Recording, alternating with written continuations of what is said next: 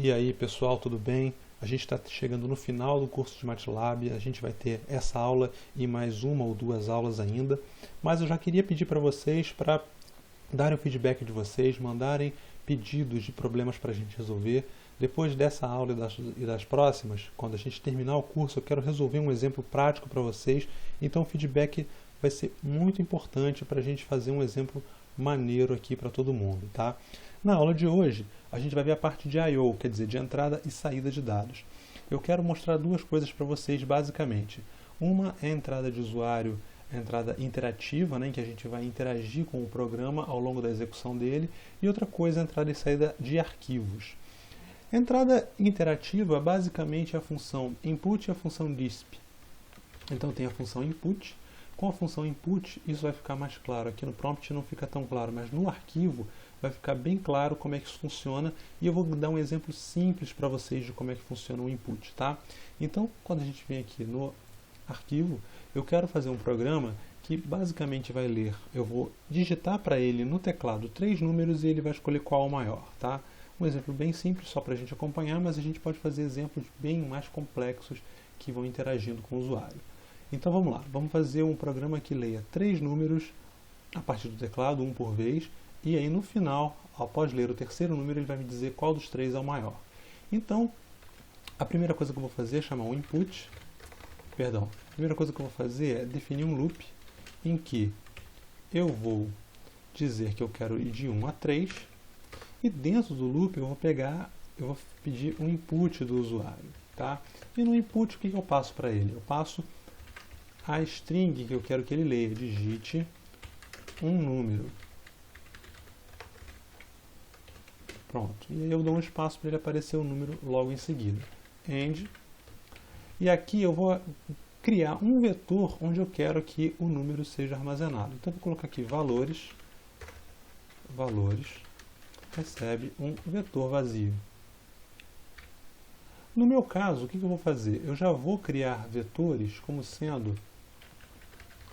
Eu vou pré-inicializar ele com zeros, tá? Uma linha, 3 colunas.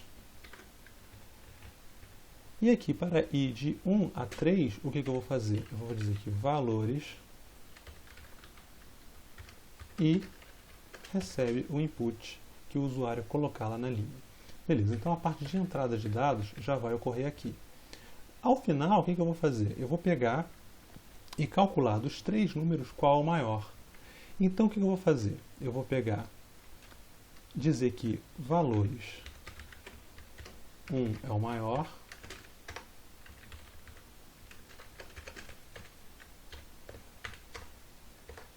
se valores 2 for maior que o maior, então valores 2 é o maior, né? Eu escrevo dessa maneira, maior recebe valores 2. E por fim, eu vou testar o terceiro valor. Estou com um espaço a mais aqui, vamos tirar. Por fim, eu testo valores 3. E eu posso terminar dizendo aqui, usando agora o disp, que é outra função que eu falei que a gente ia usar para interação com o usuário.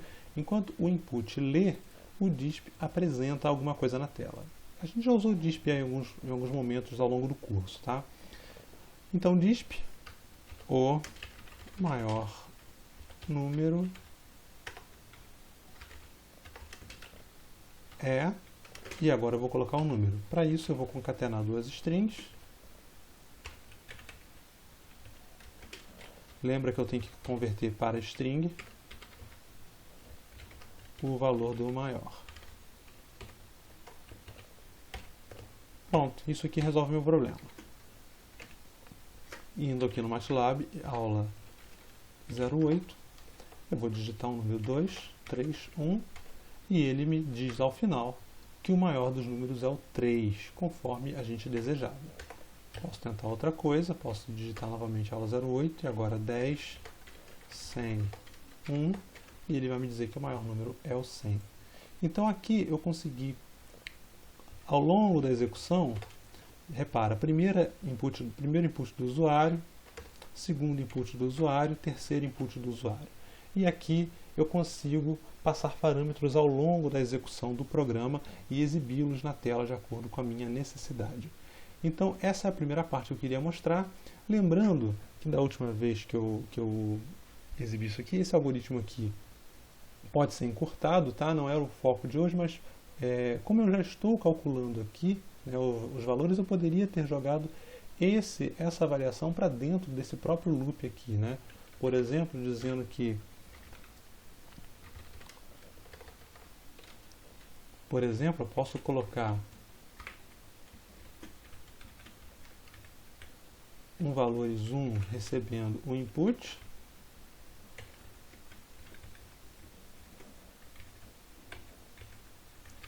ou melhor, vamos fazer até melhor, olha só como é que a gente pode encurtar, maior recebendo o input, e se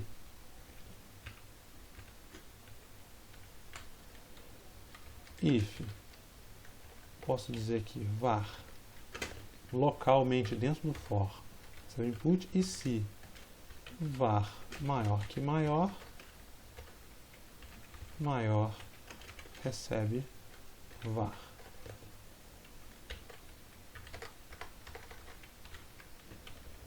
Claro que aqui vai só de 2 a 3.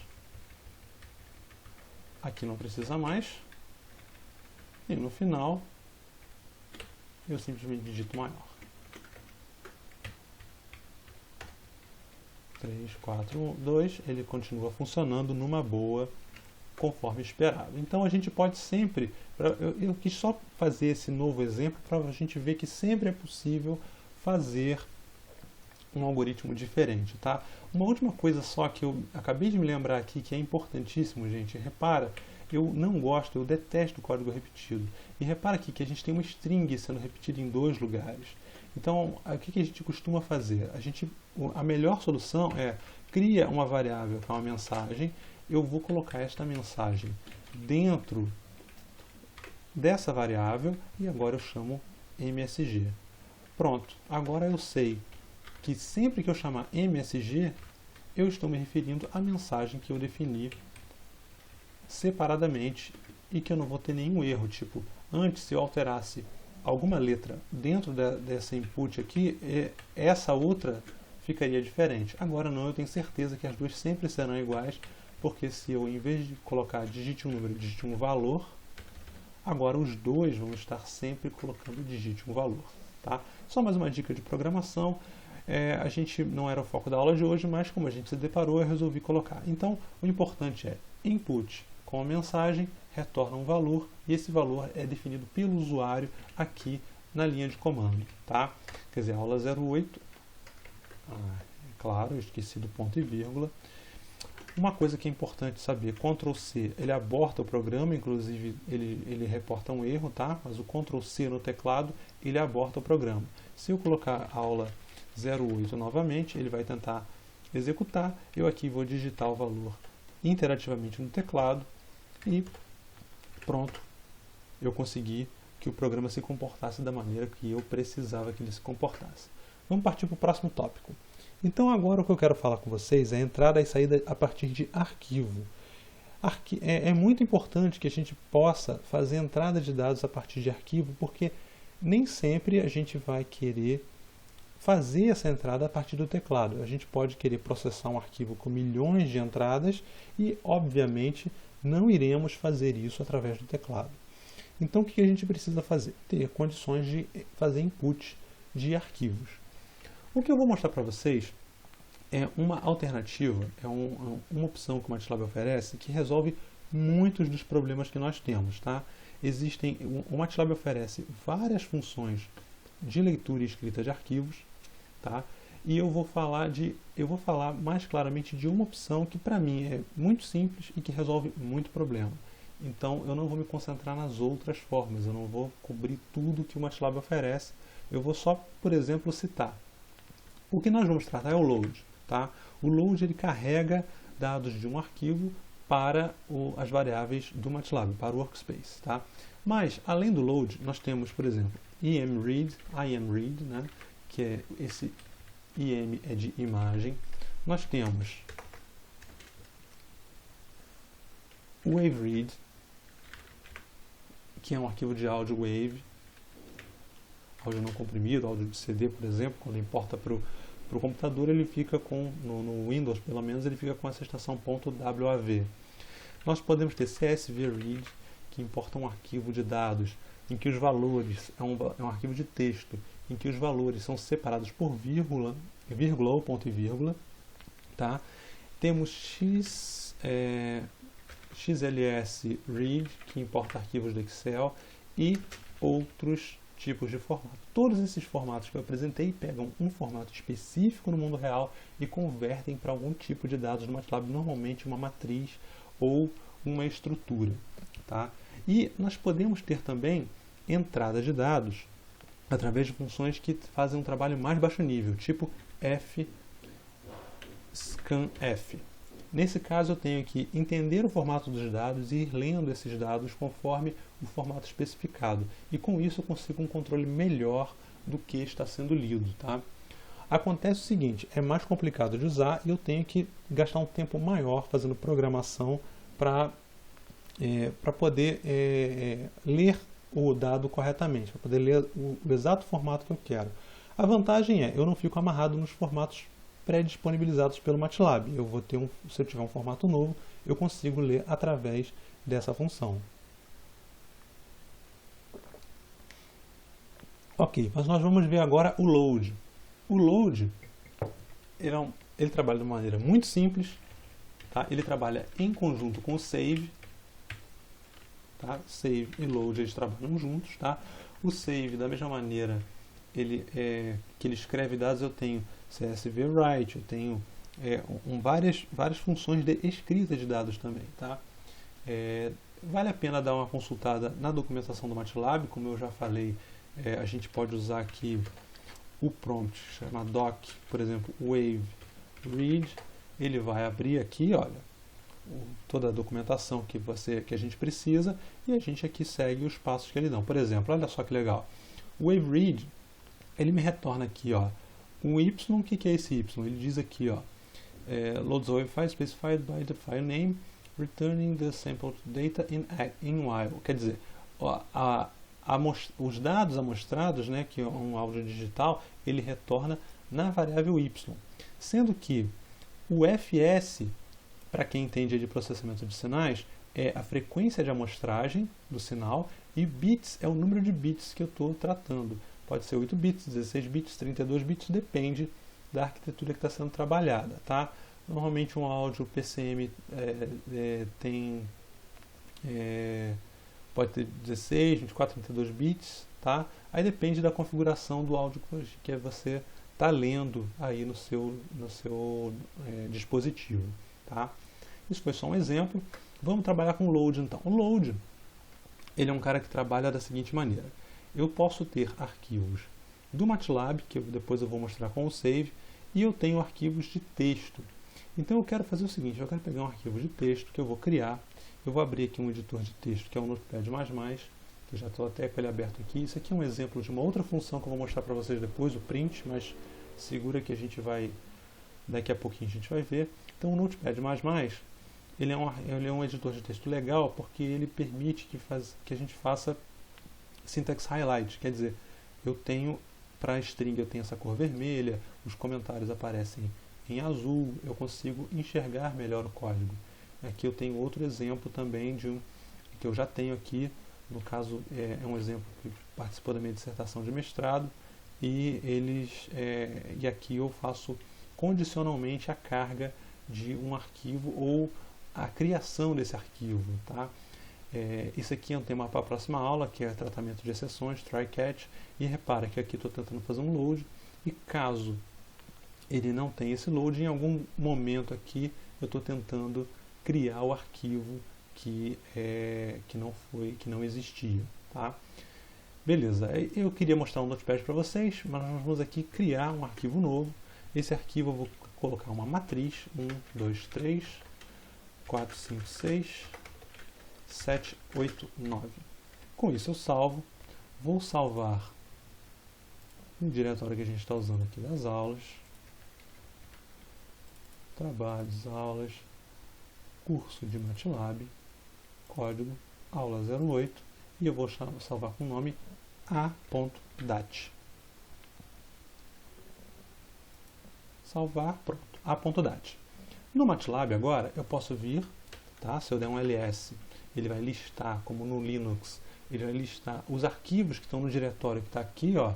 Eu tenho um diretório onde eu estou trabalhando, ele vai listar com o ls os arquivos que estão dentro desse diretório, e eu estou vendo aqui o meu a.dat.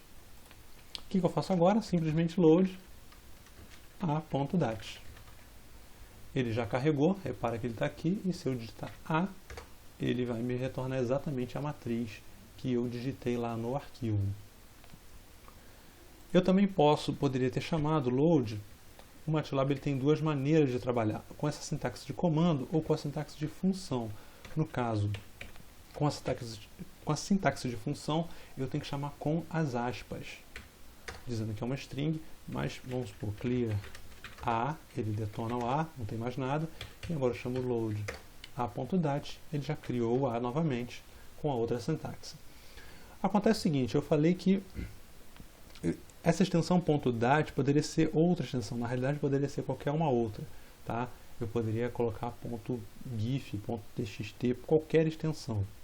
Se eu quiser forçar que o MATLAB, por exemplo, não saiba que ele está trabalhando com esse tipo de arquivo, eu passo um novo parâmetro que é o -ASCII, que é o tipo de dado que ele está trabalhando, tá? Então aqui a gente não viu nada porque a variável já estava criada.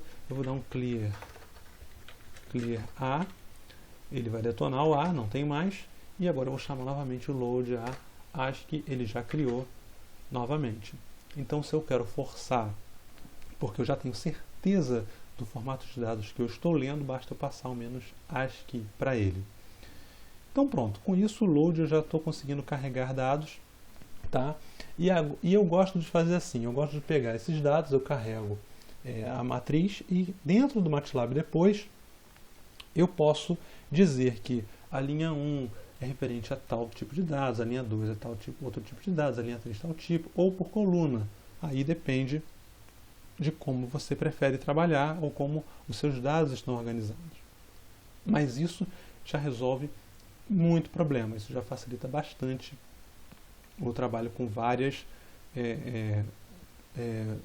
problemas de carga de dados para o MATLAB. Então a gente viu o load, e o load, como eu falei, trabalha junto com o save.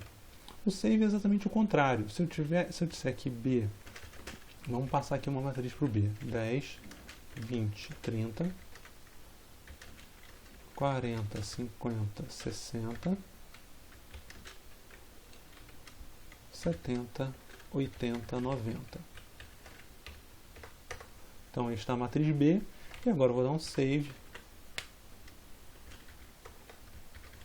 B. Então vamos lá, alguns meus contém string. Vamos lá, vamos olhar o help do save para a gente entender o que ele precisa. Doc save. Então aqui, olha só, ele me diz, eu posso chamar save puro. O que o save puro faz? Vai salvar todas as variáveis no formato de dados do MATLAB, que é um arquivo .mat, em vez do .dat. E nesse caso ele vai criar um arquivo padrão que é o matlab.mat, tá? Caso contrário, se eu passar um parâmetro no file name, esse nome de arquivo vai ser, em vez de ser matlab.mat, vai ser o nome do arquivo, ou eu posso chamar o file name com as variáveis que eu quero salvar, tá? O que acontece é o seguinte, eu não estou querendo usar esse formato por enquanto, eu estou querendo dizer o seguinte, eu tenho o B, tá? Eu quero salvar o B, só que eu quero salvar no arquivo, adivinha, b.dat, e eu quero salvar a variável B, e eu quero que ela seja salva no formato ASCII. Aqui eu já preciso ter um pouquinho mais de trabalho, porque o load já entende pela extensão do arquivo que você quer a sua intenção. mas o save não, ele tem por padrão salvar no formato do MATLAB, não no formato texto. Então aqui a gente precisa explicitar um pouco mais. Então eu quero salvar em b.dat apenas a matriz B e em formato ASCII. Vamos chamar aqui, lá no diretório, repara que ele já criou aqui o b.dat. Tá? Se a gente abrir aqui com o Notepad++, repara que ele já está criado aqui, olha. Ele cria com o formato double, quer dizer, ele coloca um número de ponto flutuante, tá? Mas é exatamente 1 vezes 10 a 1, 10, 20 e assim por diante. Ele fecha aqui a matriz. Se eu fizer agora, no MATLAB, um clear B, detonei o B, eu posso agora fazer um load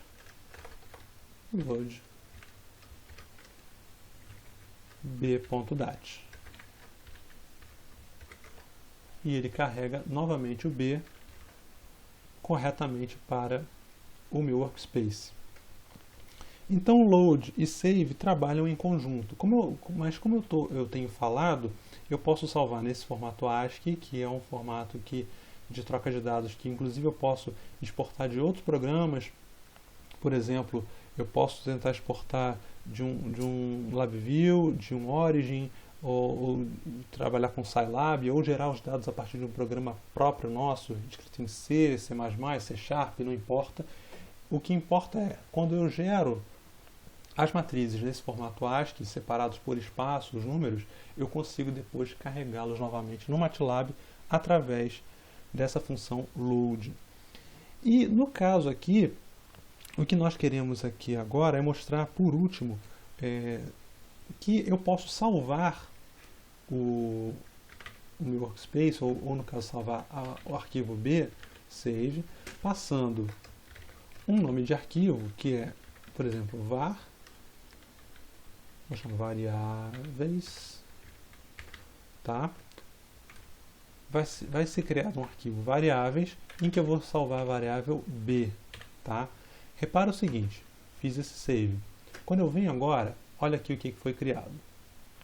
Foi criado esse arquivo variáveis. No caso, eu não passei a extensão para ele. Então, vamos detonar esse cara.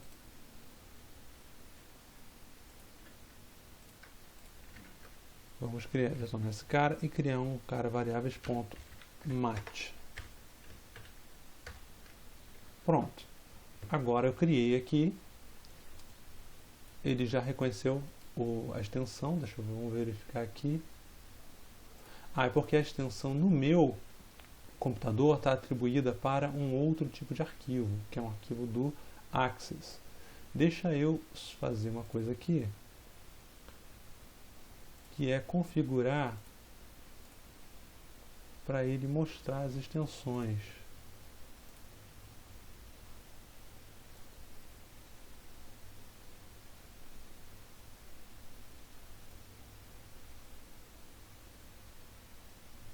Ele, por algum motivo, não está mostrando a extensão do arquivo.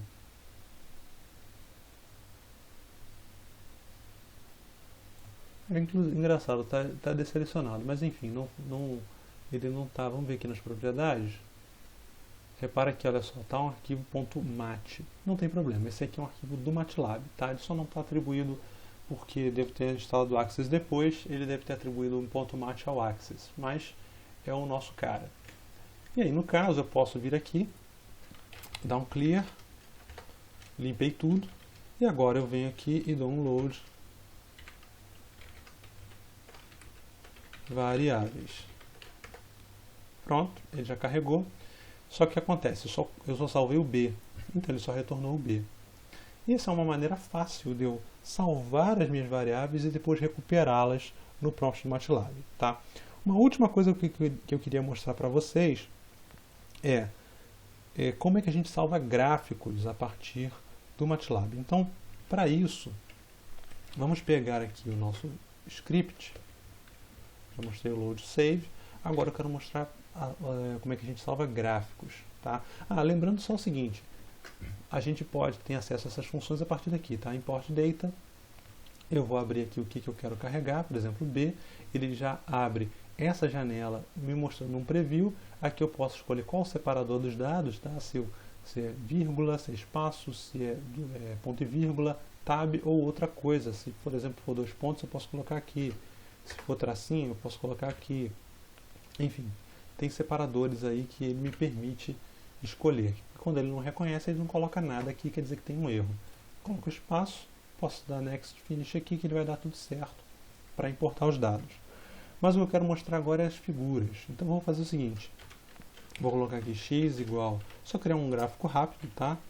0.01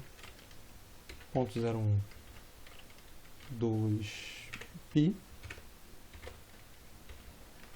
e y igual seno de x. Plot xy. Aqui está a minha figura, seno de xy. Posso agora colocar também um grid rapidinho. Ok. Quero salvar esse gráfico. Bom, eu posso vir aqui no File, Save As, e vou salvar com os formatos que ele me oferece aqui. BMP. BMP costuma ser muito grande, é difícil a gente usar, tá? Mas, por exemplo, formatos comuns, EPS. Para quem está escrevendo, que nem eu, dissertação em LaTeX, o EPS é um formato que o LaTeX precisa para colocar. PDF, eu posso salvar o cara com PDF. PNG é um formato também muito utilizado, PNG. Então aqui eu tenho vários formatos diferentes. O que eu posso fazer, no meu caso eu tinha muitos arquivos, eu gerava muitas simulações e eu queria poder manipular facilmente os gráficos sem ter que ficar indo no menu toda vez. Então eu criei scripts que automatizavam a inserção dos gráficos, né? Primeiro a geração dos gráficos e depois a inserção dos gráficos na dissertação. O que a gente pode então fazer é, para gerar os gráficos automaticamente, se a gente tem uma massa de dados grande, que a gente já sabe como processar e gerar os gráficos, eu não vou querer ir de um em um. Eu, no caso, por simulação, gerava uns 8 a 10 gráficos. Eu não ia entrar de um em um para salvar todos. Então, eu gerei um script no MATLAB, eu já tinha uns nomes padrões para fazer, e aí ele entrava e fazia. Como é que eu faço isso? Com a função print. A função print.